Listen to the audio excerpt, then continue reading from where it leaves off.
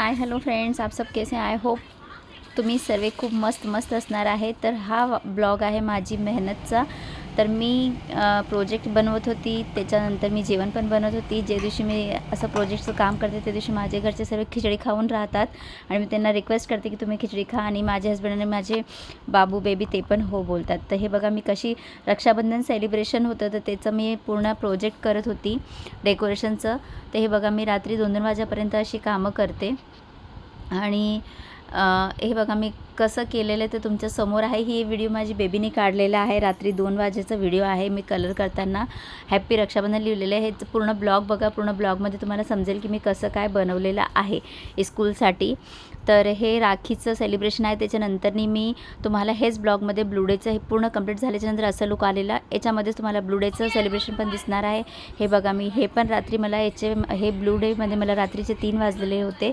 3 वाजेपर्यंत मी हे सर्व काम करत बसलेली आणि हे बघा असे फ्लॉवर बनवलेले मी।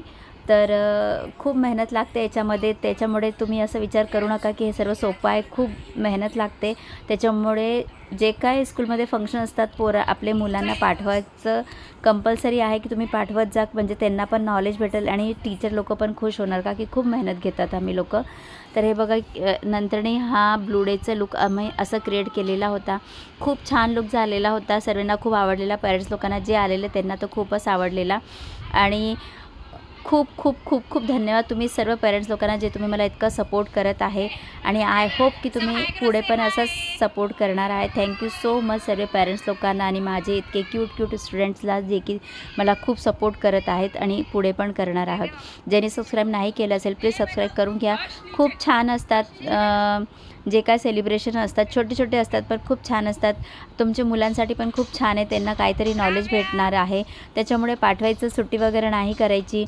माझं एकच बोलणं असणार आहे की टीचर लोक जितकी मेहनत करतात ते खूप मेहनत करतात। 3 तासासाठी तुम्ही मुलांना पाठवा, 3 तासामध्ये आम्हाला जे काय होतं आमच्याकडनं ते आम्ही शिकवायचा प्रयत्न करत आहे आणि जितकी मेहनत होते तितकी मेहनत आम्ही सर्व टीचर लोक करत आहेत। त्याच्यामुळे तुम्ही मुलांना पाठवायचं आणि हॅप्पी तुम्ही पण खुश राहायचं आणि आम्हाला पण खुश होऊ द्यायचं।